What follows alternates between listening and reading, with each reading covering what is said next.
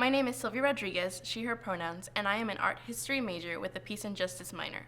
While I am not an artist at this artist talk, I encourage you to listen as I share how I and my work have blossomed. My time at Hope College has been riddled with imposter syndrome, which leaves marginalized people feeling a constant state of displacement and inadequacy. This often bled into my work as an art historian, but I found my footing and voice as an activist. My peace and justice experience has strengthened my voice as a woman of color and has motivated me to advocate as an art historian. With that, my research as an art historian is largely focused on encouraging the field's discourse to open its arms to new voices, questions, and possibilities. When we open our field, we encourage growth in what we do, how we do it, and who we invite. In the summer of 2020, the Andrew Mellon Foundation at Hope College funded my website, New Narratives, Modern Impacts of Race in the Middle Ages. And I had the opportunity to work closely with my advisor and mentor, Dr. Ann Heath. This 3-month-long project focuses on the discussion of race in the Middle Ages and engages in a larger conversation about the perception of the Middle Ages in contemporary culture, as well as its impact on current events. Most importantly, I hope this project illuminates anti-racist work in this predominantly white field. My website is a collection of multimedia resources that both challenge and discuss the impacts of the Middle Ages as appropriated by white supremacists. On this slide, I share an interview with David M. Perry, former professor of medieval history at the Dominican University, a word cloud from the professional organization Medievalists of Color, and an annotated digital copy of the chapter, Teachable Moments of an Ill-Used Past. Presently, I am writing a research paper as part of my modern art course, focusing on Orientalism, with Lion Hunt by Delacroix as my main image. In his book, Orientalism, Edward Said defines Orientalism as an exaggeration of the Near East according to Western European travelers and artists. While a fantastic and adventurous depiction of a violent and tense scene, Lion Hunt still has societal consequences. And in this paper, I argue that moving forward in our field with the anti-racist movement of our society means moving our field in an anti-racist direction. How we interrogate art and art history matters. Refusing to acknowledge representation and power dynamics allows for mystification and for those power dynamics to control not only how we interact with our field, but how we interact with each other. In addition to my paper on Orientalism, I am working on an art and activism series, which I hope to make a live website where students can easily access new information about art and artists that are engaging in activism. On screen, I have images from Chinatown Pretty, a collection of portraits and wisdom. Andrea Lowe and Valerie Liu photograph and interview seniors from Chinatowns all across America in what started as a fashion appreciation collection. However, with the gentrification of Chinatowns across North America, as well as the attacks on elders during the COVID-19 pandemic, Andrea Lowe says, showing these visible faces from the neighborhoods in a really caring and tender way, that is a form of activism. Here, I show Zanele Muholi's work, Somnyama Gonyama, at left, and Alina Chauvet at right. Zanele is a non-binary South African artist. Using self-portraiture, they confront the gallery by including their own non-binary identity. They name themselves as a visual activist, meaning they are constantly connecting visual language to politics and pushing their own political agenda, which is, in this case, forcing galleries to make space for non-binary people and their art. Alina Chauvet at right created her piece Los Zapatos Rojos, the Red Shoes, in response to the femicides in Mexico, where currently 10 women are killed every day. Alina placed hundreds of heels painted in red at Mexico City main square, and she said this was a direct message to the Mexican government. Again, I am not an artist, but I am an art historian. And as such, I believe that I have a responsibility to demand that my field not only diversify, but address the systemic racism and inequalities within. As I close, I hope to take the Art and Art Activism series and create an accessible website as a resource for teaching and learning about art history. The stories and lives of marginalized people matter. Their history and their art history matters. Thank you.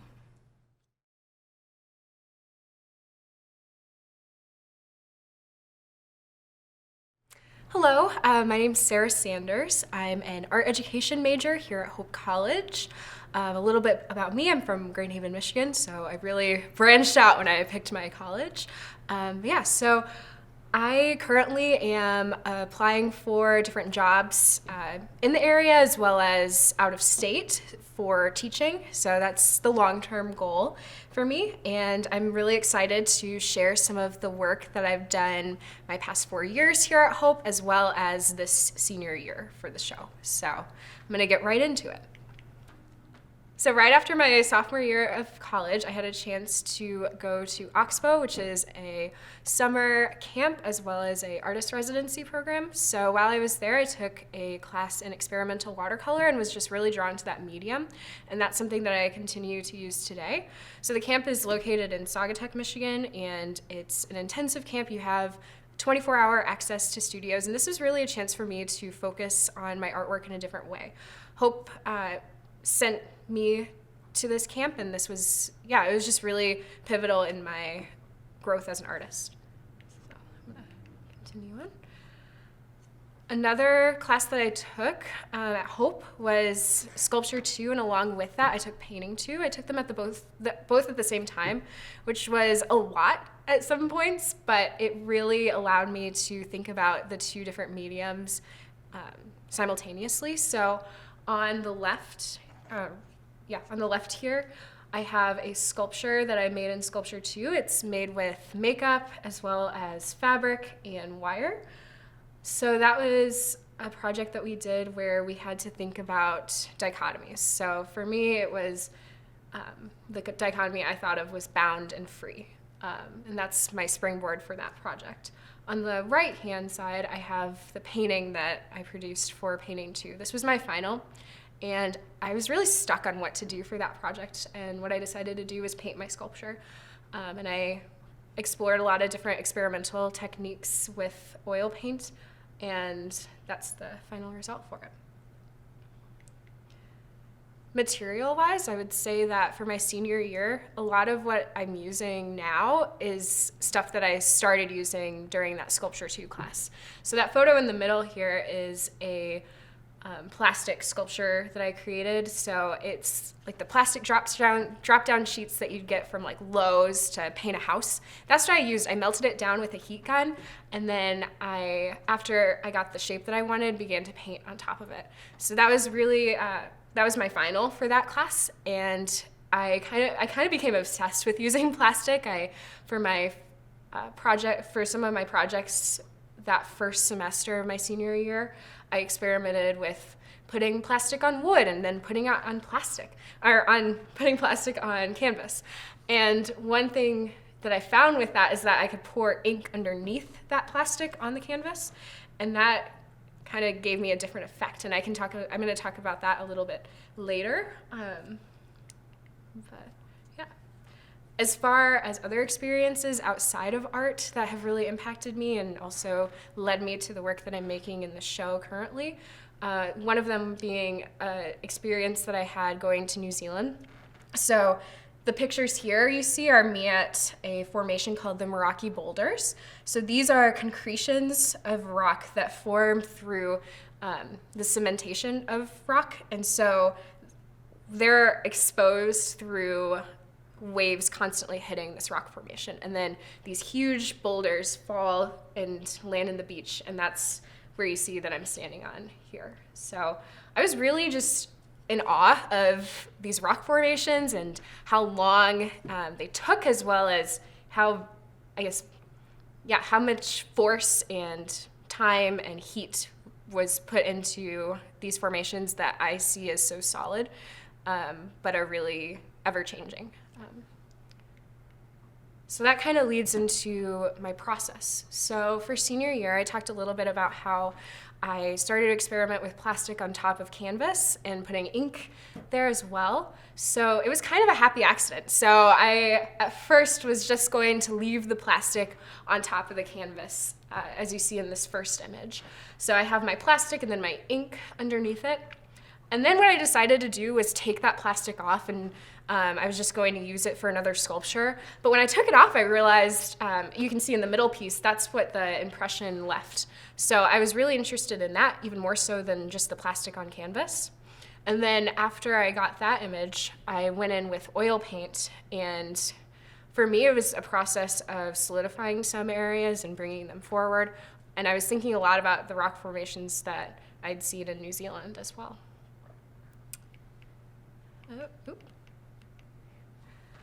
This is the piece on the previous slide with its counterparts. So it forms a two-panel painting, and I see these as different stages in the same formation. So whether the one on the right is a dissolved version of the one on the left, or one that's a later stage for it. So this is another work using the same process. This work is 5 feet by 5 feet, so I really experimented with a different size. One thing with this work that I wanted to do was, again, bring in that sculptural aspect back into the work.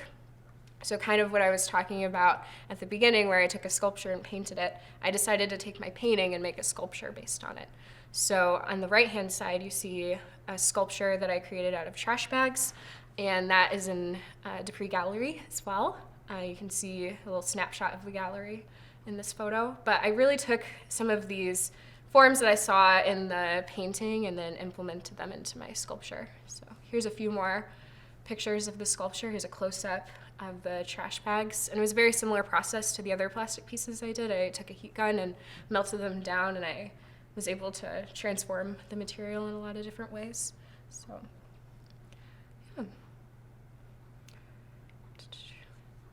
Moving forward, I want to continue making artwork and go between sculpture and painting.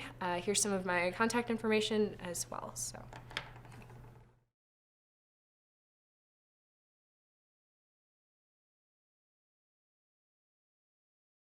Hello, my name is Michaela Bunger, and I'm a studio art and psychology double major at Hope with a minor in Spanish. The body as subject is only a natural reflection of what I study here at Hope. In studying the natural sciences, I've been studying the anatomy of the body, the structure and the mechanics of the human form. And in studying the humanities, I've been studying more of a poetic anatomy, one composed of memories, thoughts, emotion, and desires. This ultimately had me thinking about the body as a bridge between our internal worlds and the world that exists around us. My goal is then to find a way to represent that connection visually.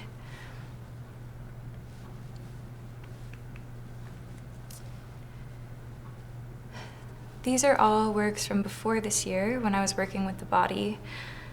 Thinking about the planar structure of the body, this image on the left is an anatomical study. It's pretty representational of the human form in its most realistic way. The images on the right are more exploratory or experimental versions of this.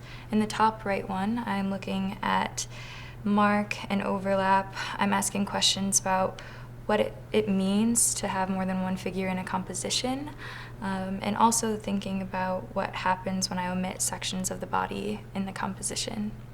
The image on the bottom right, I'm thinking more about what happens when I start using different materials to represent the body. If the material was to be the body, then I was trying to find ways to manipulate it so that the internal world would be reflected in the materials and the effects of the external world would be reflected on them.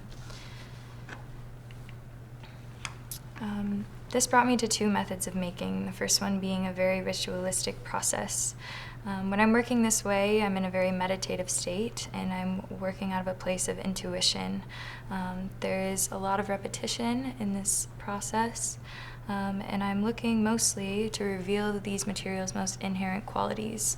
On the left is an image of a piece made with wax. I was letting it drip and melt, and on the right, I'm using clay, and I'm using clay to model these shapes in a million different ways. I wanted this process to kind of represent that internal psycho-emotional landscape of the body and have it reflect the ways that the expressions of the body reflect that internal state. This image on the left is Ritual 1, or a segment of the installation that's in the gallery. I used a casting process to make all of these candles here. I was using a mold and pouring wax in them to create the same shape over and over and over again. The piece on the right is titled Small Offerings, and it's a collection of 90 small sculptures that I made over a span of 90 days.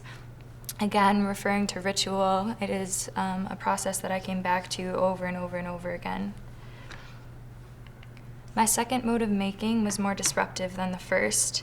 I was much more interested in creating a mark when I was working this way. This is supposed to reflect the external world's effect on the body.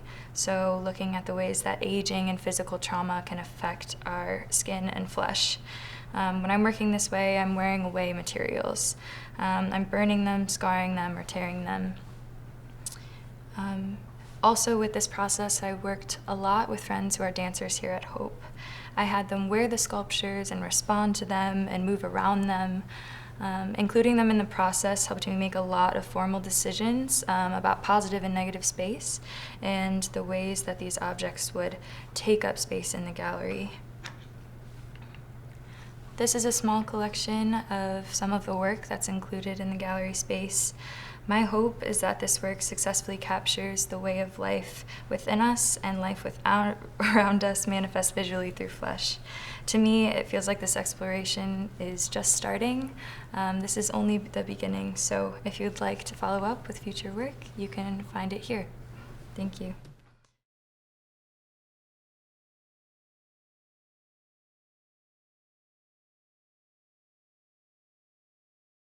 Hello everyone, I'm Abby Waller. I'm a studio art major here at Hope College with a art history and engineering minors.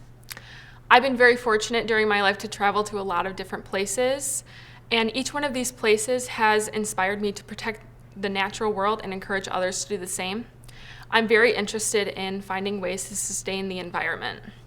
In the summer of 2020, I was fortunate enough to complete research with Professor Lisa Walcott, the sculpture professor here at Hope College.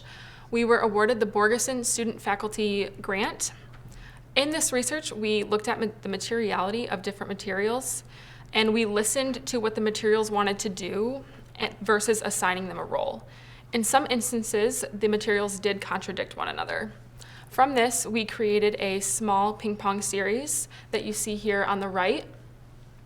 These materials were added up together and passed back and forth each week and added a new material, and that action became the ping pong back and forth. From these sculptures, we created 7 large sculptures that were placed in the gallery, and what we really focused on was the materiality of the materials. So instead of always using the same material, we would find something that had a similar quality. Carrying this into my senior year, I was really focused on this aspect of materiality. I wanted to control the way objects reacted to one another, all the while seeing how they would react.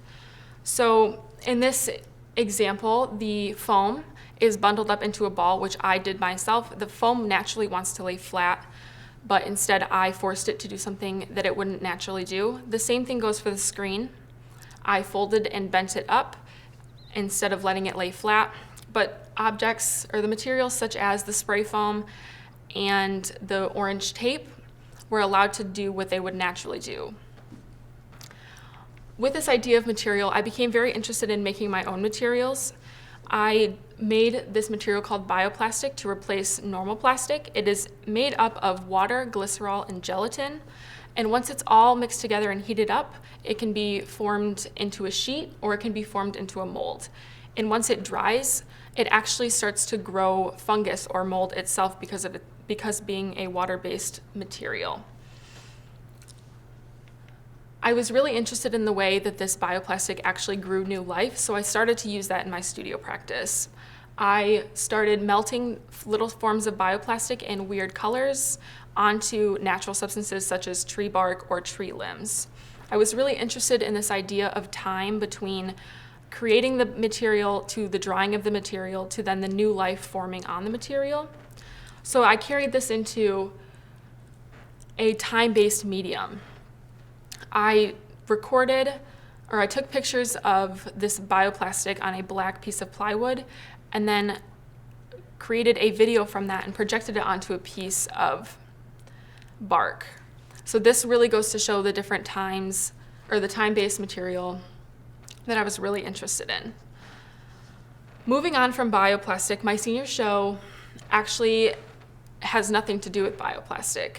It is really more about these 5 plants down here, and this piece shows the depletion of life due to human intervention. So because of the human intervention that I caused with the spray paint, I was able to block their growth with this. So the grow lights above the plants, as you can see on the image on the left, excuse me, the light from the grow lights is not actually absorbed into the leaves. So the photosynthesis that needs to be done for the plants to grow cannot actually happen.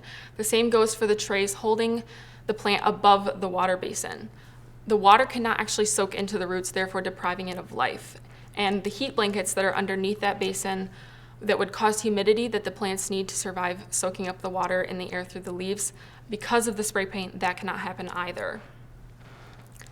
And finally, this piece, I was really inspired by Chernobyl and how this nuclear accident that happened in 1986 and has been deserted since has been able to completely regrow and reform life. And I became very interested in this idea of how humans are completely dependent on the natural world, but the natural world is not dependent on us. So I really wanted to stick with that idea for this piece. So the moss overtakes the stairway as if humans have been deserted from the gallery for a wide number of years. I would like to take all of these ideas about sustainability and learning from different events like Chernobyl, how to make a more sustainable and environmentally friendly future. So I'm actually headed to Penn State in the fall for my architecture master's degree, where I will be focusing on sustainable architecture.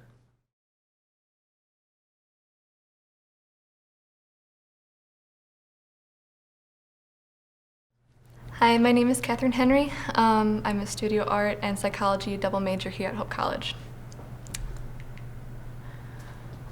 I've been oil painting since I was about 15 years old, and I brought that passion with me to college. So the summer after my freshman year in 2018, I had the honor of working with the Borgeson artist in residence, Caleb Corticrex. Like myself, Caleb works with direct observational painting, which was really fun having the opportunity to work with him. So in the top right-hand image, you can see that we were working with these things he calls dioramas, and then directly painting them from the sculptures, like on a one-to-one level, which was really fun. So this process really influenced where I'm at today in my art practice, and I'll talk about that in just a second. So these 2 pieces are ones that I made in the fall of 2019. On the right-hand side is a painting that I made based off of the sculpture on the left. Sculpture 2 and then painting 2 were the classes. So this was the first time I really started working 3-dimensionally to 2-dimensionally, which was a big turning point for my art practice today as well. So recently I've gotten very into collaging as a way to piece together the content that I want to talk about while also keeping my work very abstract. This is a collection of collages that I have made this semester, and it's a way for me to be really experimental in my process, making all these collages at one time within the span of a week. And in this way I can focus on the material, the shape, the color, and just work very quickly rather than keeping things very clean and orderly, which is how I usually work. And another thing that is really exciting about this process is that I get to keep things consistent. So things like squares, elements like lines and arches and colors, I keep consistent throughout all of the collages. These are elements that are found in scripture, but also elements that are found throughout the history of painting. So Through this process, I'm very interested in portraying an abstracted whole and then later collaging or painting these collages. Excuse me. So this is a piece that I made in the fall of 2020, so this past fall.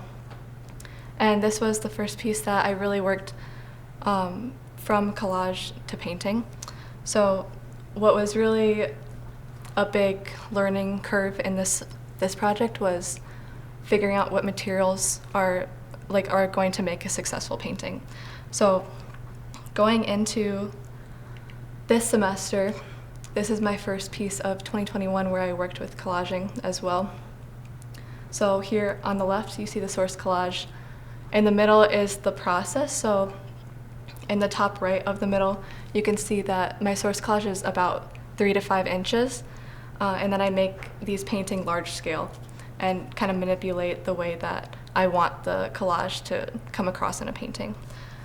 So this is just like a really fun way for me to be able to, again, keep my work abstract and then piece together these symbolic shapes and colors and ideas in a painting. So moving forward, I wanted to start working with a replacement for canvas, so materials like tarp were really exciting for me to work with because of the transparency of the material.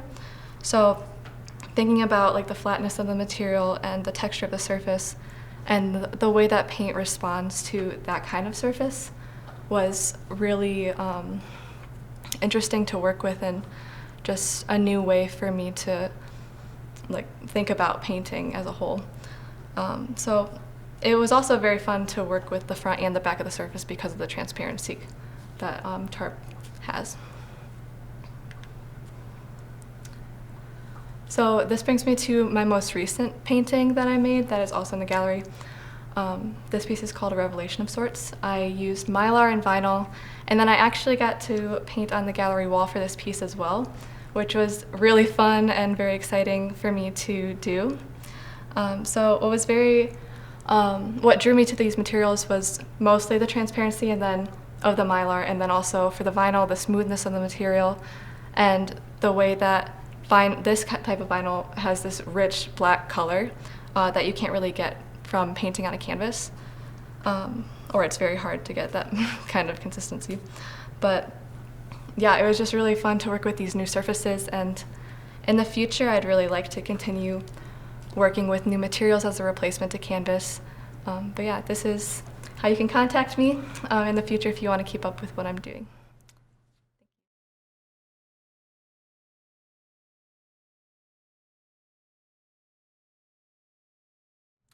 Well, my name is Timothy Ambertson, and I will be graduating with degrees in studio art and psychology, along with a minor in theater.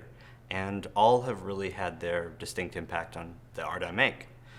So my time at Hope started very similar to a lot of people here. I was experimenting with various medium, such as drawing, with that picture on the left, painting, and acrylics, as well as photography. And all were satisfying in their own way and were really important that I kind of went through those experiences. But I got to the end of my second, coming on third year, and nothing was really sticking in a way that felt meaningful as far as the medium I was using. That was until I started taking sculpture. I took the first and second class here with Lisa Walcott. But it really, really took off when I was granted by the school in the summer of 2018 a 2-week program through the Oxbow grant, which was a 2-week intensive at the Oxbow School of Art and Artist Residency. I worked sculpturally, like these two photos show. I gained an interest in not only working with the environment, but kind of reacting to the environment and geometricizing it in a way. So this piece on the left, this cube melting on the rock, that is not only a response to the shape of the rock and the way it moves, but also the shape of the rock as a form. This cube is kind of like a simplified version of the rock. Same with this kind of bright yellow and orange piece, which is simulating how the water was flowing from the spigot along that fence post. Now, at Oxbow, in addition to understanding, wow, I am really excited about working with sculpture and reacting to the environment, I also gained an appreciation for process. With some medium, photography or others, the process is quicker and it's much more about getting ready. But with sculpture, it's about fabricating and bending the metal one bit at a time, and then fastening pieces together. And after that, which is what the bottom photo is showing there, working with the surface of the sculpture in a meaningful way, with what's called patinas, which is essentially painting the metal in different ways by actually chemically changing it and rusting it. The piece on the completed piece on the right, it's called Crescents, was again continuing that theme of responding to the environment I was in. Here it's kind of a geometric look at what is happening with ripples. So now that I'm gaining experience, gaining momentum as far as sculpturally and working in my environment, I really took off with that concept of texture and surface. The work in my junior year really focused on this. It doubled down. So that every sculpture was not only a 3D object that I could walk around and look at, but it was also something that you could get close to and appreciate the scoring of the tools, the way the rust manipulates the surface or takes away from it, destroys it. And that really became the focus. This translated to another aspect of it, which is perspective and the viewing experience. I personally love to kind of not control, but direct how someone approaches a sculpture. Whether that's with this piece on the left, where it's this kind of spiny spire of these metal rods and shapes coming off from the wall a good 3-4 feet. But when it's viewed from one specific perspective, it becomes another work, this kind of cube geometric shape that speaks to what I was doing at Oxbow. Another piece, this one on the right here, once again, it's on the stairwell space, and as you walk around it, you see these different colored forms, the pink and the yellow and the blue, and it's hard to make out what it is. It's interesting in its own way. A lot of people describe it as like geographical or map-like, but when viewed from above, it's this figure of this woman, which was actually kind of addressing and talking about some elements of art history that I was looking at that point. This is one piece that was a pretty big one for me, where I started considering sculpture from a more conceptual, a little tongue-in-cheek as well, where from the front, again, you're presented with the word sphere, but when you look at the sculpture itself, walk around it, look above and beneath it, there's nothing spherical about it. It's geometric, it's a square, it's a cube. Again, kind of just not only directly kind of showing the viewer how to approach this piece, but also making them think about, reading and understanding what am I looking at. I found that to be an interesting kind of break in my work. Eventually, I grew a little bit stuck in the work I was making sculpturally. I was so focused on making, gallery art, work that is on a podium in a white gallery, that I was getting frustrated, that I wasn't meeting that standard with every piece. And eventually I kind of just did a hard pivot, and I tried something extremely new and extremely different with animation.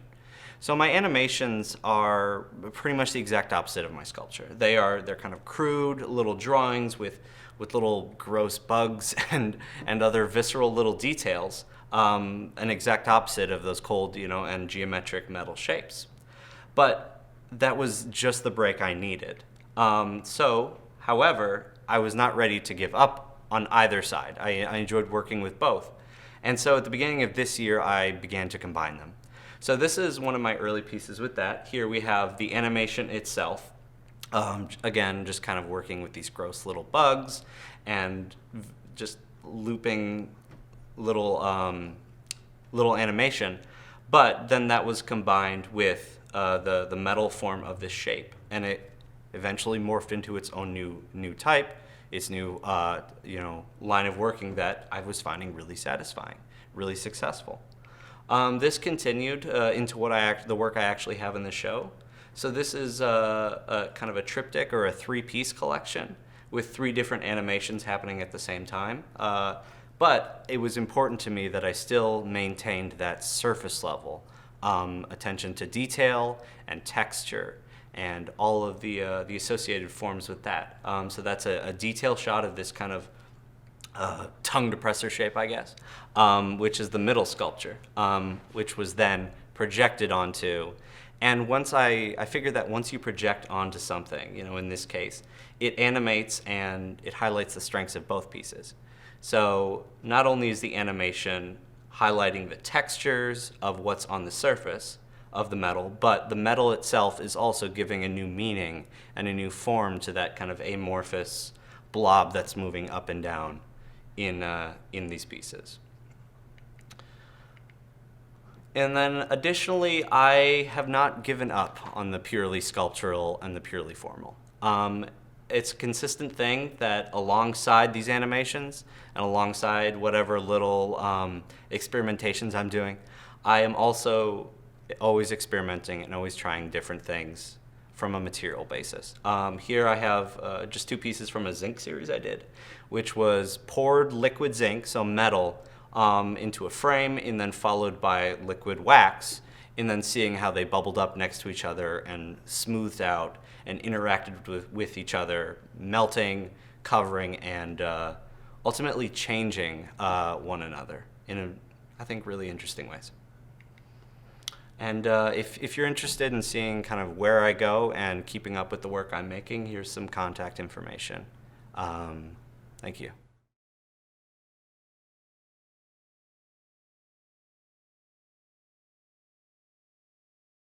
Hi, my name is Abigail Vinlet. I'm a senior studio art major and biology minor here at Hope, and today I'm going to summarize what the last year and a half or so has been like in my studio practice and how it's evolved into the work that I'm doing now and what I have in the show. So I actually had the opportunity to take the senior studio second semester course as a junior, which is essentially an independent studio class. Going into that, I had never really felt quite so much freedom before to experiment and explore my own processes and preferences on my own, especially in an academic setting where previously I'd been used to having some sort of prompt or assignment guiding how the work would turn out. And so going into that, it felt a little bit daunting and kind of overwhelming, but it was also exciting to be able to have so much freedom. I had always loved to put a lot of time into making details feel really realistic and precise and observationally accurate. But because I had so much room to experiment and explore in this class for the first time, I ended up starting out in my paintings playing more with illustrative and abstract styles and techniques. And I had a lot of fun doing that.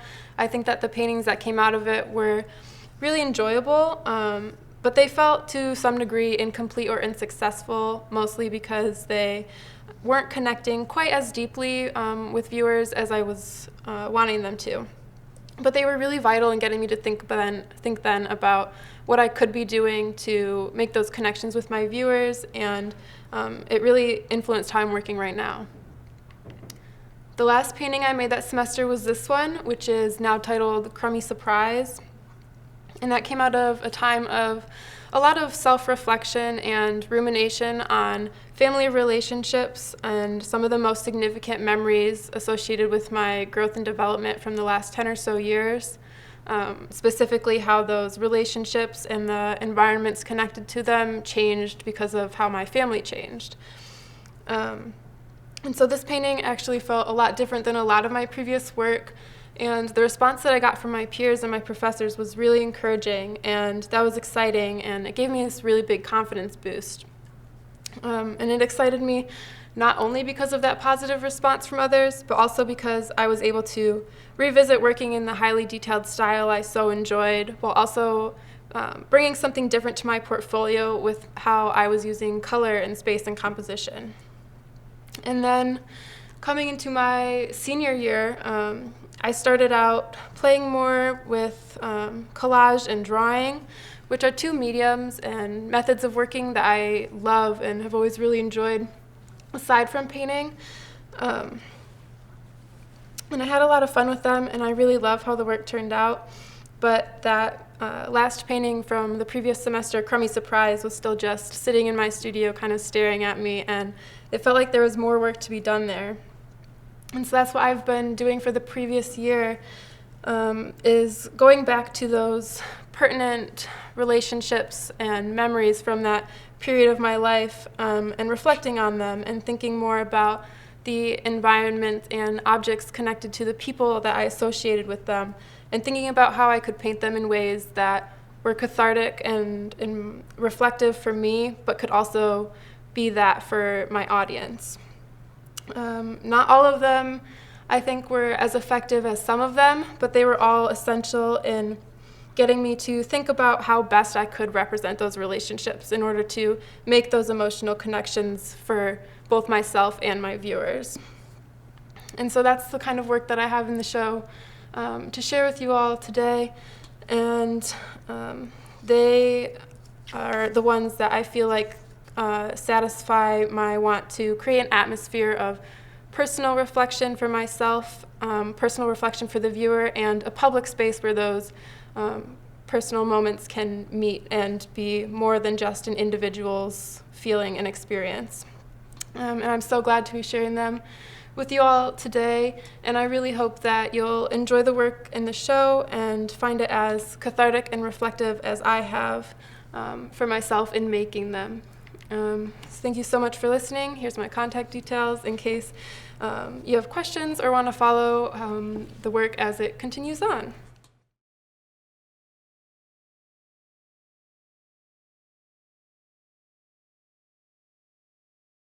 Hi, I'm Maddie Cron, and I'm a studio art major here at Hope. Over these past 4 years, I've turned to several artists for direction and inspiration, including Jenny Seville and Ryan Hewitt, and the list goes on, but my biggest influence has been, and always will be, my family.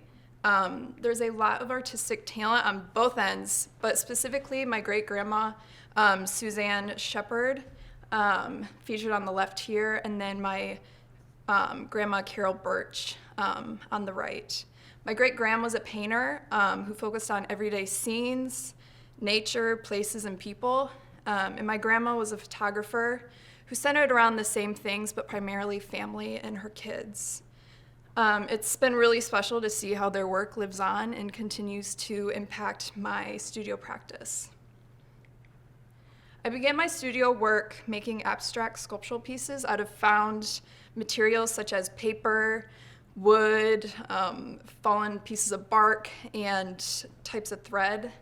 The obscurity was fun in the beginning, but I felt that I was missing something, and I ultimately wasn't super connected to the work. So I moved more towards representational explorations, and that was with the body. I then became attached to the subject matter, and I saw potential and possibility with it. I'm a very indecisive person, so it took me a while to get to this point where I felt grounded in my work. And then it was a question of, okay, what is my medium? And I felt most connected to painting, at least for now, as I was able to use technique and color to channel what I wanted to express in my work. And I would view these pieces as stepping stones or studies that help me learn the material. You know, what happens when I paint with a palette knife? What happens when I continue to layer paint in this specific area? What happens if I were to scrape this paint away? These explorations have brought me to where I am now, my most current work that's featured here in the gallery. These last two paintings were inspired by photographs, actually, of my parents when they were kids. My grandma, who I mentioned earlier, who was a photographer, had thousands of pictures, and I grew up so infatuated with these captured memories. Every time I'd go visit, I would dig into her photo boxes and albums, and I would often ask, you know, who's in this picture? What was happening? Where was this? And what I loved and still love was that most of her work was raw and unstaged, and she was able to capture these real moments, and you almost feel part of those emotions because they were portrayed in such a relatable manner. So I was inspired to try to do the same, but through painting. I'm most excited about these pieces in the way that they focus on identity and imagination, but also because they're personal to me, and family has always been the backbone of my art practice. Thank you.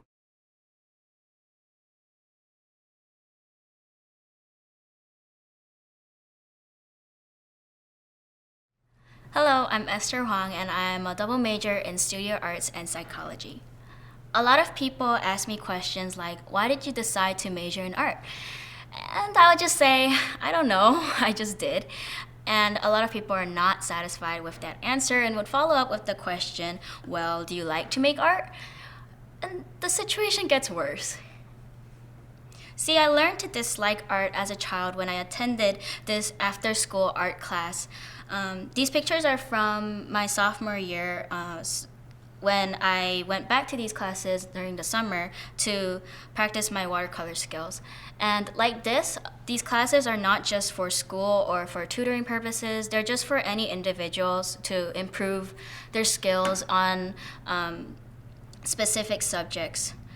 Well, unfortunately, the class that I took when I was in elementary was highly focused on training their child to go to an art school.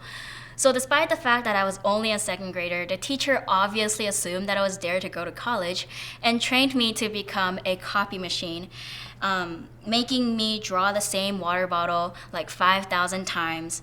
And early on in life, I realized if this is art, that's not my thing, and I'm not gonna do art ever again. And here I am as a senior art student ready to graduate.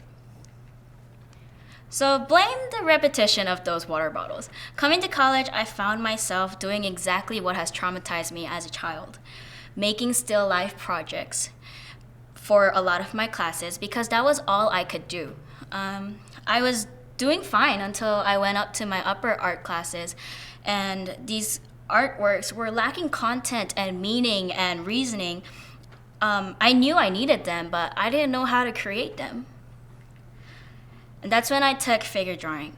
The body and myself became the primary subject matter, and gradually I started bringing in my culture, identity, history, and the things that I found important to me into the work.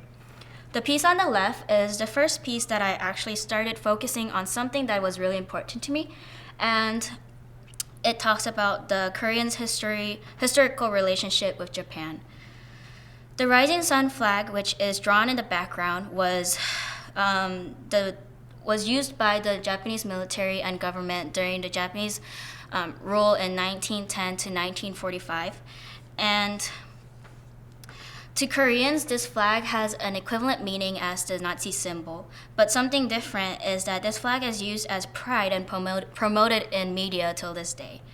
And I wanted to raise awareness about the meaning of this flag and talk on behalf of our country on the emotions that we get when we see this flag. I also used this opportunity to criticize my own country and the Korean education system that only focuses on academic achievement. I think the piece on the right is pretty self-explanatory when Korea has one of the highest teen suicidal rate and the figure is falling in high school uniform, and the piece is called Freedom. That's when I realized identity and awareness. These two things are what has motivated me to make work, and these two things are what has played a big role in my senior show. The first two pieces that are in the exhibition is my 2 cents as an Asian and Korean towards the recent news. The piece on the left is a criticism on China's unreasonable claim insisting that Korean cuisine, kimchi, and the Korean traditional dress and hat is actually originated from China. This was my response to China's claim on Korea's culture. It doesn't matter how much China repeats the phrase made in China because those are all just air quoted. The piece on the right is a direct message to the society today. Today, coronavirus has changed its name to WHO's virus, and the WHO is 60% of the world. Sadly, COVID-19 has turned into an opportunity for individuals to talk about political and racist comments against Asian people. The figure is making a typical Asian racist gesture, indicating how obvious these Asian hatred is seen during this time. I think the easiest way to classify my work would be calling it political art. Recently, a lot of my work talks about the elephant in the room, which brings us to our last piece. I grew up in Thailand, which is also an important part of my identity, and this is a drawing of myself watching TV with my pet elephant back in Thailand. As much as that sounds silly, it isn't unusual to get questions like, have you seen elephants on the street, when they find that I am from Thailand? And the answer is yes, but that's besides the point. Because of the recent news, racism towards international family has been raised and talked about a lot. But before that, a lot of people didn't realize that international racism is also an issue. And although it exists, ironically, I don't really feel targeted, not because it's not there, but because I'm so used to what we call subtle racism that I can't realize that these are targeting me. And sometimes the racist moments are kind of straight to the face. For example, I had a couple of my American friends commenting like, Korean guys look so gay, and they get really surprised when I tell them that that's racist. So I feel bad for making other people feel bad, so I would just laugh it off, and that became a habit for me, and now I can't really pick out the racist moments that targets international families. Which is why I purposely chose to take a humorous side of talking about subtle racism, because that's our reality. We as international students are kind of expected to not get offended to these ignorant questions, and we just laugh it off. Which is what this artwork is doing, is jokingly talking about something that is serious. Ultimately, I want my artwork to be a conversation starter. The audience who understands the work might be small because of the specific content that I work off of. But I think that's a benefit of my work, as the piece serves as a safe space for the audience to talk about the elephant in the room. Whether these conversations are humorous or serious, they allow an individual to talk with one another, with themselves, and with the artist. And the opportunity to share these content with a broader audience is why I am majoring in art. Thank you.